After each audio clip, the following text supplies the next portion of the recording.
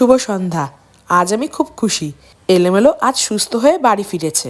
বিগত 1 মাসের ওপর হয়ে গেল ওর খুব ঠান্ডা লেগেছিল, সর্দি, কাশি, হাঁচি সবই ছিল। এত কিছু থাকা সত্ত্বেও খাওয়া দাওয়াটা ঠিকঠাকই করছিল।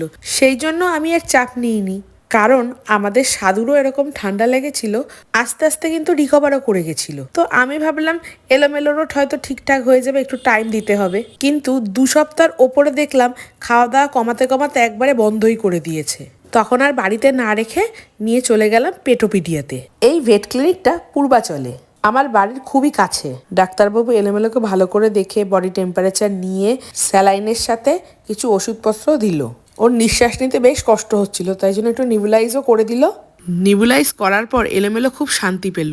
তোমরা দেখলেই বুঝতে পারবে যে এত দুষ্টু বিড়াল কিরকম চুপচাপ দেখো চুপটি করে বসে আছে। এলোমেলোকে টোটাল 5 দিন নিয়ে যেতে হলো, আজকে সেই শেষ দিনটাই ছিল। এলোমেলো এখন পুরো সুস্থ, খুব ভালো আছে।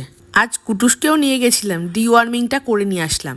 ওখানে গিয়ে কুটুস বেশ ভয়ে সিটিয়েছিল। ডাক্তারবাবু ওকে ভালো করে আদর টাদর করে শান্ত করলো। তারপরে যেই চুপচাপ হলো, সিরিঞ্জের মাধ্যমে ওকে ওষুধটা খাইয়ে দিল।